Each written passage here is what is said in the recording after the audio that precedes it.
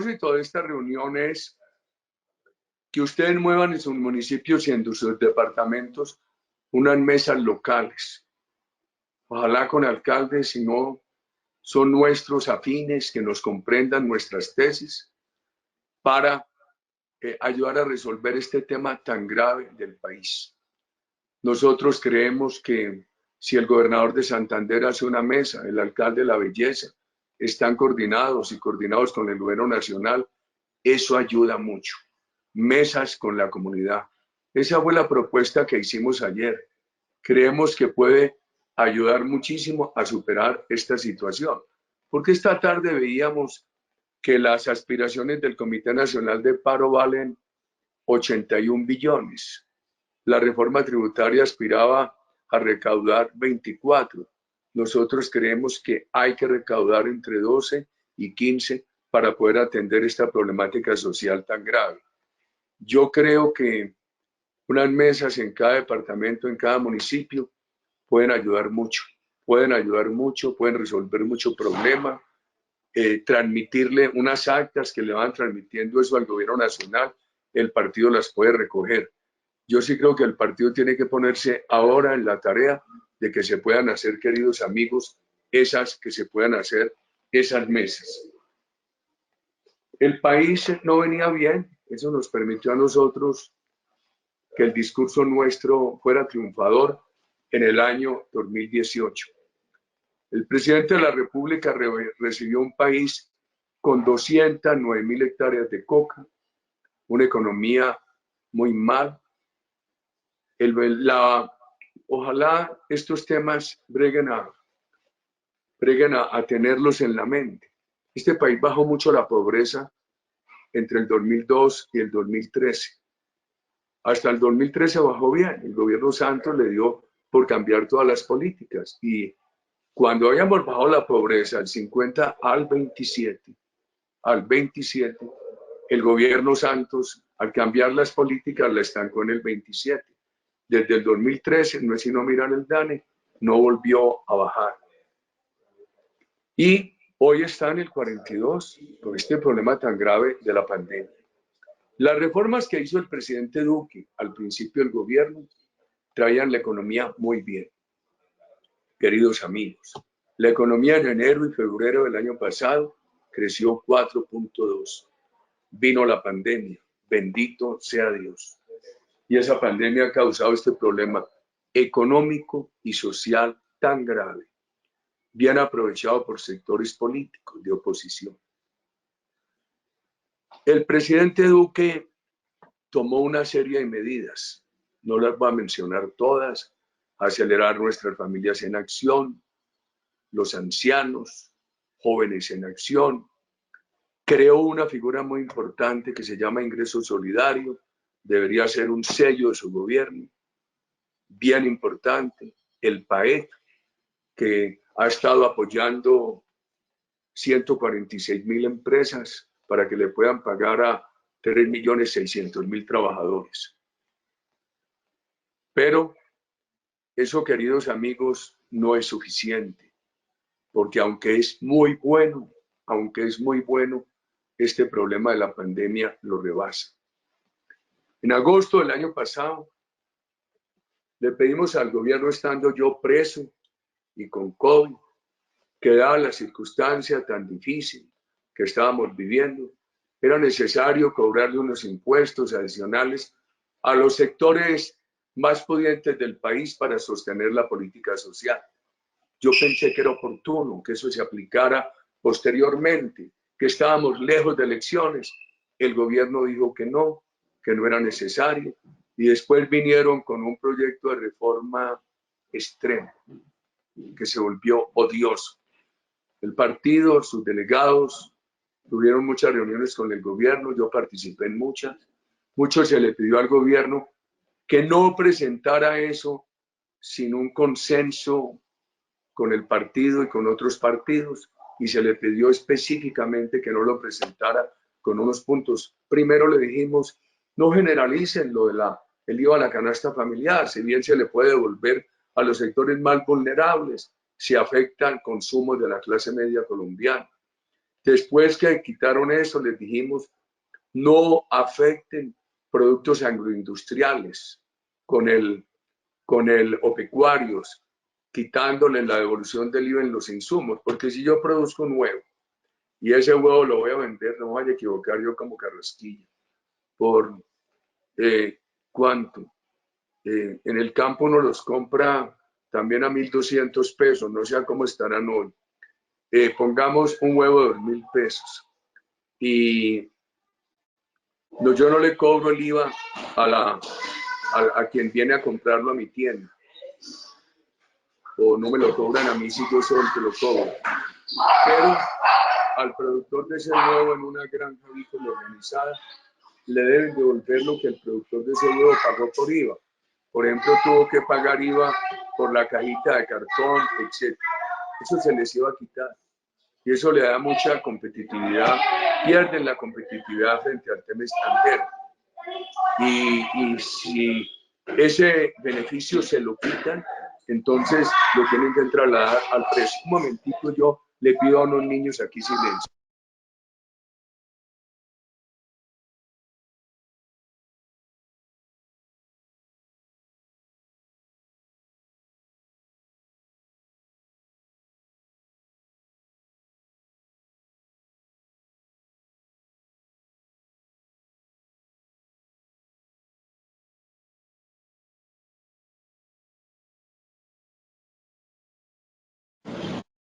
Entonces, queridos amigos, el partido constructivamente pidió muchas modificaciones. Hubo cosas que no supimos, por ejemplo, supimos la víspera por medios de comunicación que iban a erradicar con IVA los servicios públicos, si bien a los estratos 5 y 6 también afectados por esta pandemia no les hacía daño porque les quitaban la contribución sí al estrato 4. Y cuando presentaron eso nos dimos cuenta de otros problemas. Por ejemplo, le quitaban los beneficios a la economía naranja, en los beneficios a los audiovisuales. Y le pedimos mucho al gobierno que no presentara eso así. Lo presentó nosotros y qué pena, porque uno lo que debería hacer es apoyar siempre al gobierno. Tuvimos que sacar hoy, hace 15 días, un memorando diciendo qué puntos no aprobamos, hubo hoy hace 21 días. Ténganlo en cuenta, fue el primer partido que sacó un memorando puntual, sin demagogia, diciendo unos puntos que no aprobábamos. Afectar la clase media con impuesto de renta, bajando la base de ingreso a partir de la cual se debía pagar. Dijimos, por favor, eso no podemos estar de acuerdo. Este tema de quitarle la devolución del IVA de la cadena a los productos agropecuarios, ese tema en los servicios públicos, dijimos, ¿para qué van a poner ese problema en las pensiones de 7 millones? Si van a cobrar las pensiones de más de 14 millones, etc. A los 8 días, o creo que hoy, mañana hará 15 días, el partido sacó un texto alternativo y empezó a trabajar para que hubiera unas modificaciones. El gobierno nos dijo que no iba a retirar el proyecto. Nosotros le dijimos, si no lo va a retirar, por lo menos cámbienlo en la ponencia. Aquí está este texto alternativo del partido.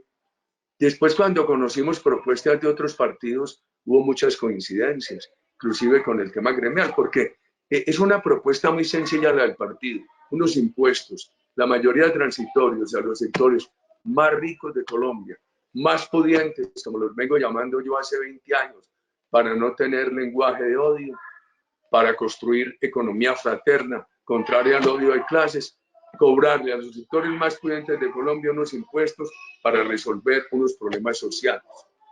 La parte social es muy buena, porque la parte social dice, sostengamos y aumentemos ingreso solidario, extendamos el apoyo a esas 146.000 empresas, démosle educación gratuita a los estratos 1, 2 y 3 en las universidades públicas, financiemos seguridad social de nuevos trabajadores jóvenes, mujeres, personas de la tercera edad.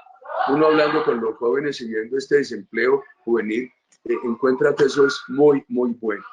El partido dio otro paso Se sentaron nuestros voceros, por aquí he visto esta tarde al senador Fernando Nicolás Araujo, a la doctora Jennifer Arias del Meta, no sé si está Oscar Darío, otros de ellos, y produjeron un texto organizado que lo tiene el gobierno. Y empezamos a advertir que crecía la presión por el retiro. Le pedimos al gobierno, hombre, si van a retirar eso, retírenlo sin el paro, antes del paro. No nos oyeron. Queridos amigos, yo creo que alguien equivocó al gobierno que le hizo pensar que el paro no era trascendente, como nosotros con mucho asombro lo escuchamos. Y en ese proceso de reuniones del partido, una cosa con la otra, hablar con el gobierno, se llegó a la reunión que el presidente de la República anunció el domingo. Queridos amigos, que se necesita la reforma tributaria, por supuesto, pero que sea una reforma que no tenga ninguna norma agresiva contra los colombianos, unos impuestos que paguen los sectores más pudientes para poder resolver problemas sociales. El país había hecho una gran reforma tributaria al principio del gobierno, ¿para qué la vamos a dañar? Esta solución de hoy, la mayoría puede ser con unos impuestos transitorios de los más pudientes. El país venía bien. Si no es por la pandemia, no habríamos necesitado estar hablando de reforma tributaria. Pero también pedimos, amigos, austeridad. Yo no entiendo que no haya una carretera en La Belleza, pero que haya todas esas entidades que Santos creó en el Ministerio de Agricultura y que se podrían reducir a 1 o 2. Este partido, infortunadamente, para ustedes lo vinculan conmigo y yo genero mucha controversia. Pero yo podía hacer mucha política social en Antioquia porque desburocraticé ese departamento. Les dije, ¿ustedes qué quieren? ¿Burocracia o educación? ¿Burocracia o vías? ¿Burocracia o salud? Y lo redujimos mucho, pasó de 17.000 a 5.000 empleados, pero avanzó mucho en salud, avanzó mucho en educación, pavimentamos 1.000 kilómetros de carretera. Algo parecido hicimos en la presidencia, pero llegó el gobierno que me sucedió y que antecedió al presidente Duque, hizo esa expansión de mermelada, de gasto público, de derroche, de burocracia en el Estado. Y eso se puede corregir, estamos tardos, no se ha corregido. Por supuesto, el gobierno del presidente Duque es un gobierno honorable, queridos amigos. Ha habido cosas muy buenas como esa ley de los los pliegos tipo, eso debe ayudar mucho. El sistema de compras oficiales a través de Colombia, compra eficiente, es muy bueno. El gobierno Duque no ha derrochado en publicidad, no ha tenido el gobierno Duque mermelada, pero yo creo que cabe una gran reforma administrativa y una norma del partido es, repítanla, este es un partido que pide menos gastos burocráticos y más Estado social, queridos amigos, más educación, más carreteras en La Belleza, más atención al Caquetá y más atención a Norte de Santander, a todas partes, pero eso requiere menos Estado burocrático. ¿En qué estamos hoy? Yo voy a ser muy crítico, Lo único que puede decir el partido hoy frente a esta reforma tributaria es que la pidió a tiempo y diferente, que la pidió consensuada y que pidió que fueran unos impuestos de los transitorios cobrados a los más ricos para atender las necesidades de los colombianos de los sectores pobres, que le pedimos al gobierno que no la presentara como la presentó, que después hicimos una crítica, expusimos unos puntos con los cuales no estábamos de acuerdo y después presentamos un texto alternativo que hoy está muy bien organizado. Sobre eso, ¿qué decimos nosotros? Hay que buscar un consenso. Yo creo que como ha venido ya el gobierno desde el domingo hablando del tema, yo creo que ese consenso no sea difícil, pero yo pregunto, entonces dejamos de pagar ingresos solidarios. Ayer que hablábamos a través de una plataforma de estas con unos jóvenes del partido, todos reclamaban, del partido no, de diferentes partidos, esos jóvenes que han estado en las marchas. reclamaban universidad gratuita, cupos universitarios, universidad virtual, reclamaban empleo. La propuesta de que si van a emplear un muchacho ahora, el gobierno durante un tiempo le diga al patrón o al empleador, hombre, empléeme este muchacho. Y nosotros pagamos por usted la seguridad social de este muchacho un tiempo.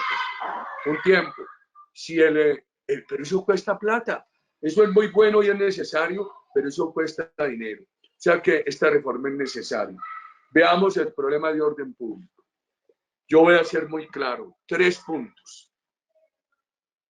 El país vivió en el año 2019 unas marchas muy violentas. Este partido respeta la protesta social, pero rechaza la violencia. Y no solamente rechazamos la violencia contra particulares y contra sus mujeres, sino también contra los soldados y policías de Colombia. Yo les ruego en todas partes de Colombia decir hoy que nosotros le pedimos a nuestros soldados y policías respeto a los derechos humanos, pero que exigimos que al soldado y al policía se le respeten los derechos humanos. Ahora que veía yo la viuda del capitán asesinado en Soacha, Bogotá, pensaba lo siguiente, y yo he vivido con la policía desde 1988, que tengo protección, que tengo escolta del Estado. Esa viuda siente un gran dolor, lo sienten los hijos, lo siente la mamá del capitán. El mismo dolor que siente la mamá, la viuda, los hijos, los hermanos, los familiares del civil asesinado. Este partido en la defensa de la seguridad, que es un valor democrático y una fuente de recursos, tiene que ser defensor de los derechos humanos para todos y de los derechos humanos de los soldados y policías de Colombia. Que eso quede muy claro, amigos. Ahora, el país ha venido sufriendo ese escalamiento de la violencia. Lean hoy en la revista Semana, y yo lo publiqué en mis redes, lo que dice el señor Alexis López o González de Chile, cómo esta nueva visión de cambiar la democracia y llevarnos a una segunda Venezuela tiene etapas. La primera se cumplió a finales del 19, cuando el gobierno Duque iba orientando muy bien al país. Esa violencia que se le había anunciado Petro desde que el presidente se posesionó, porque Petro dijo que lo retó al presidente a verse en las calles y estaban preparando toda esta energía desde ese momento. La estrenaron en el 19. La pandemia creó una dificultad para esas protestas, pero también agudizó el sentimiento contra esa protesta por la pobreza. Que los colombianos protesten por la pobreza agudizada por la pandemia, nosotros lo entendemos, nosotros mismos protestamos, nosotros mismos estamos pidiendo, queridos amigos, nosotros mismos estamos pidiendo que se atienda más esta enorme dificultad de pobreza. Y lo que hemos visto ahora es que aprovecharon la excusa de la reforma tributaria para lanzar no las protestas, que las protestas siempre son respetables. Nosotros salíamos a las calles, protestábamos, pero no había vandalismo, no había un solo hecho de violencia.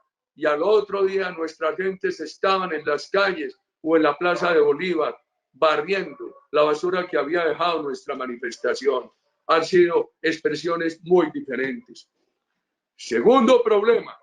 El primero, aprovecharon los violentos que vienen muy organizados. ELN, disidentes FARC, narcotráfico. Un país con este problema de narcotráfico es muy difícil que pueda controlar la violencia. Y unos políticos, promotores de la violencia, así se arropen a toda hora en la bandera de la paz. Unos políticos, promotores de la violencia, tenían premeditada esta ola de violencia y aprovecharon la reforma tributaria. Una falla. Nuestras autoridades no estimaron la dimensión de la violencia que se ha venido consolidando en Colombia. Y otra, yo veo las Fuerzas Armadas debilitadas. Las debilitó el gobierno Santos. Les afectó la moral al ponerlas de igual a igual con el terrorismo. Crearon la JEP, como dice Rafael Nieto, en un gran video que hemos publicado hoy.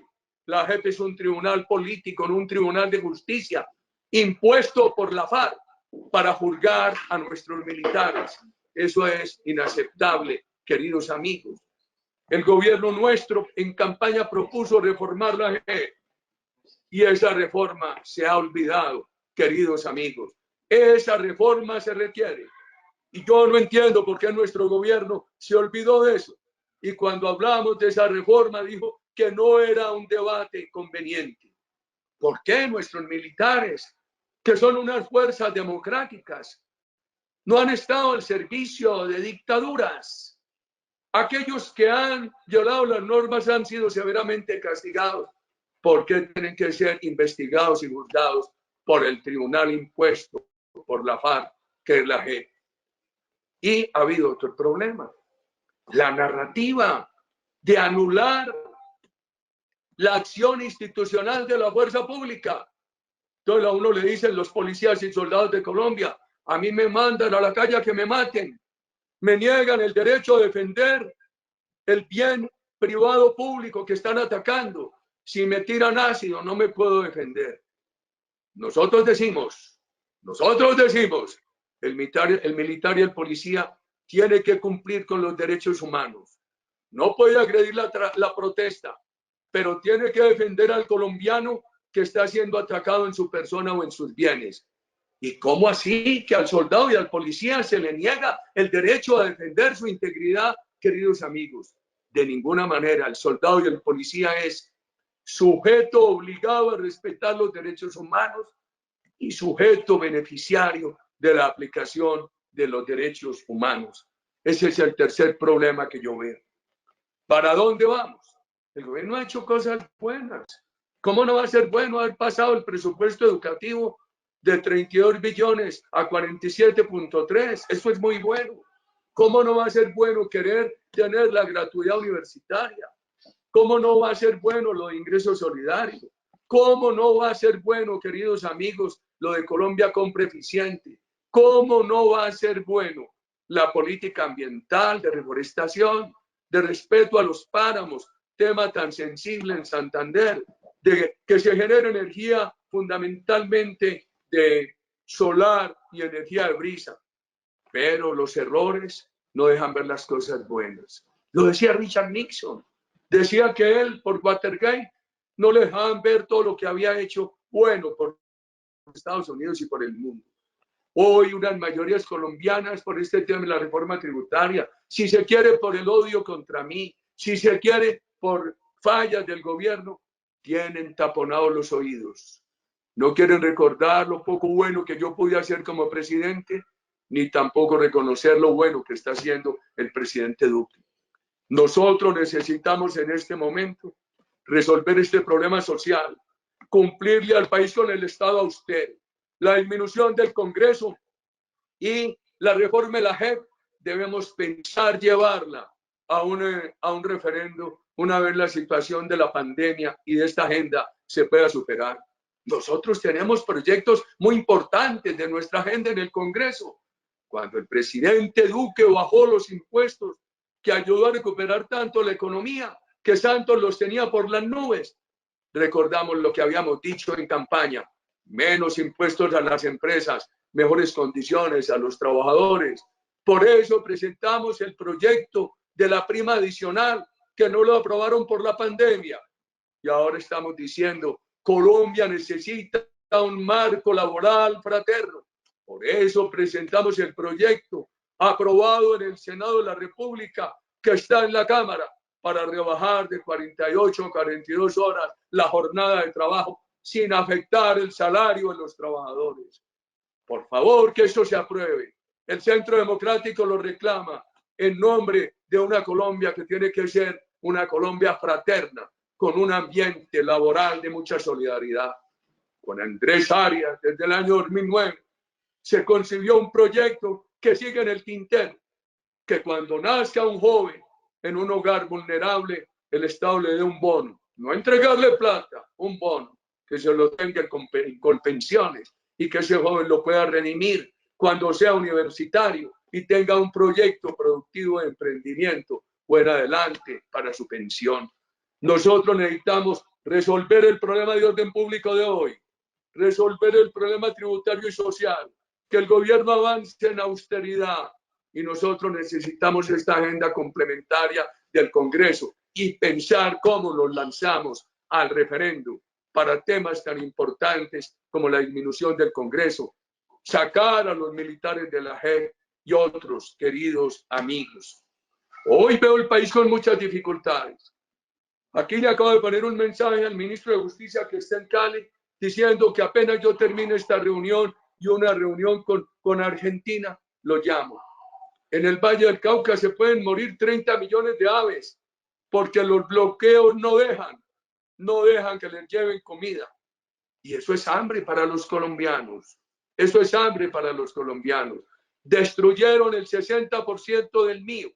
Por favor, están destruyendo, vandalizando las estaciones de combustible de Cali. La destrucción ha sido enorme. Por favor, nos han herido más de 700 policías. Por favor, queridos amigos, han intentado quemar a nuestros policías en un CAI, un bebecito que estaban haciendo de una señora en trabajo de parto que venía del norte de la sabana de Bogotá hacia Bogotá, murió por los ataques del vandalismo a esa ambulancia. Esto no puede seguir. Derechos humanos sí, soluciones sociales sí, pero autoridad, queridos amigos. Y cada que yo hablo de autoridad dicen, eso es paramilitarismo. Uribe lo que está es llamando a la violencia, a la tragedia. No, señores, no, señores. Nosotros lo que estamos pidiendo es respeto a la propuesta, a la protesta, pero autoridad frente al vandalismo y frente al terrorismo. ¿Ustedes se imaginan si siguen estos daños a la economía? Les ruego mirar un video que publiqué antes de entrar a esta audiencia de la fuerza pública, donde los altos comandantes hablan de las mentiras que recorren las redes para afectarlos. Este es el partido de la defensa de la fuerza pública. Para nosotros la seguridad no puede venir de la guerrilla imponiendo sus normas y sus caprichos en unas regiones ni del viejo paramilitarismo que desmontamos. La seguridad tiene que venir de la Constitución y de las Fuerzas Armadas de Colombia. Y la seguridad no es paramilitarismo ni militarismo. La seguridad es un valor democrático y una fuente de recursos, queridos amigos. Entonces, ¿qué hemos dicho hoy?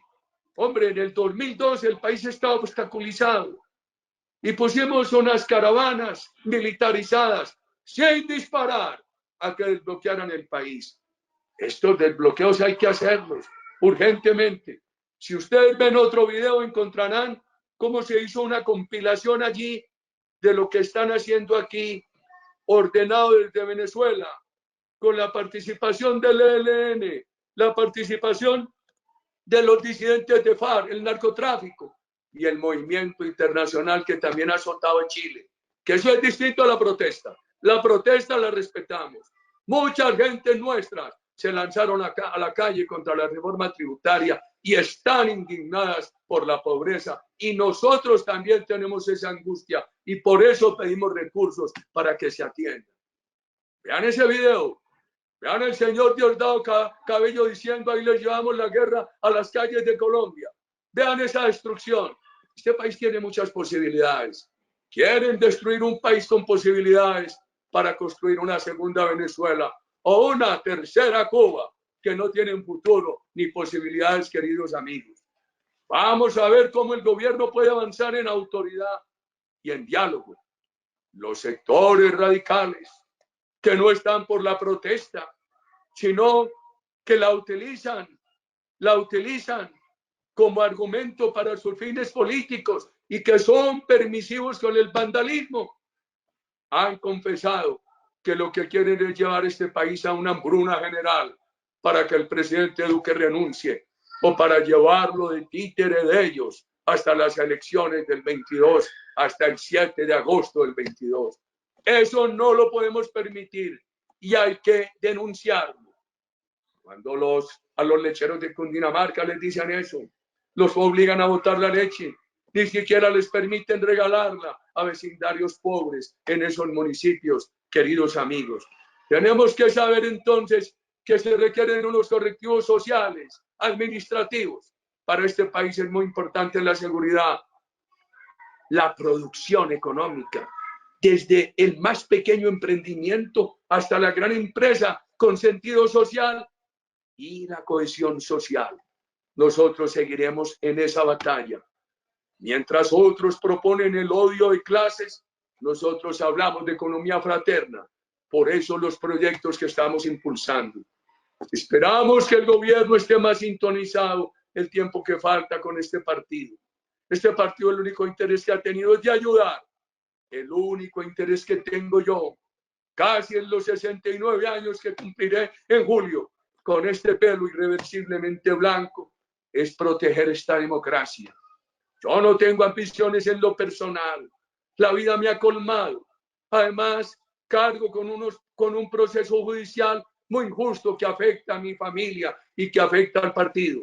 Mi ambición es Colombia, que por la vía democrática pueda superar sus problemas sociales, económicos, ambientales. Yo le decía a unos jóvenes que la pandemia lo cambia todo, que hoy hay mucho más trabajo virtual que antes, que se ha afectado el turismo, que hay que buscar muchas soluciones ambientales, sí, pero la seguridad es una constante que requerimos. El emprendimiento, la creatividad, la iniciativa que anularon Cuba y Venezuela son fundamentales. Y la política social es la que legitima una economía donde se premian los sectores productivos. Premiar la producción es crear fuentes de recursos para poder alimentar la política social, queridos amigos. Termino agradeciéndoles a ustedes inmensamente y los convoco a dar el debate en cada municipio con argumentos. Una estrategia frente a nosotros es cerrarnos los espacios. A mí me tratan a toda hora de difamar y cuando entro a discutir, primero no lo permitían en universidades con boicoteos vandálicos y ahora quieren afectar, obstruir las redes sociales cuando hacemos en las transmisiones por internet, en lo cual vamos a insistir. Estar en el debate con argumentos. Allí donde puedan con un gobernador, que de Norte de Santander, que de Santander. He hablado con los dos en las últimas 72 horas, de muchas partes de Colombia, o con alcaldes. Hagan esas mesas de trabajo. El partido les ayuda. Hagamos el seguimiento. Informe. Qué bueno hacerlo en el Caquetá. En todas partes, queridos amigos. Vamos a pedirle a la gobernadora del Valle del Cauca que la haga. Ayer, nuestros parlamentarios del Valle del Cauca asistieron a una convocatoria del alcalde, que se declara bien antagónico de nosotros, pero allá fuimos a contribuir. Nosotros somos firmes y constructivos y que le ayudemos al presidente Duque a sortear esta difícil situación. Por ustedes tengo todo el afecto y les ruego que sigamos examinando esta problemática, porque el Centro Democrático es un partido de opinión. Tiene que consolidarse como partido de ocasión, como partido permanente, atemporal. Centro Democrático no es un nombre propio, no es un nombre de un apellido. Es un nombre que refleja los principios que hasta hoy en la historia de la humanidad mejor han contribuido a la convivencia, a la tolerancia, los principios de la democracia. El Centro Democrático es seguridad como valor democrático y como política y como fuente de recursos.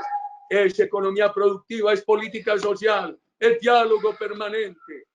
Por favor, recuperemos nuestras banderas, que el gobierno nos oiga y nosotros siempre vivimos abiertos a coaliciones con afines. Que Colombia en el 22 no caiga en el comunismo, en el neocomunismo solapado que destruyó primero a Cuba, ahora a Venezuela y que está con los ojos puestos para destruir a Colombia. Sigan ustedes, yo cumplo otros compromisos y quisiera seguir en estas reuniones en los próximos días. Muchas gracias.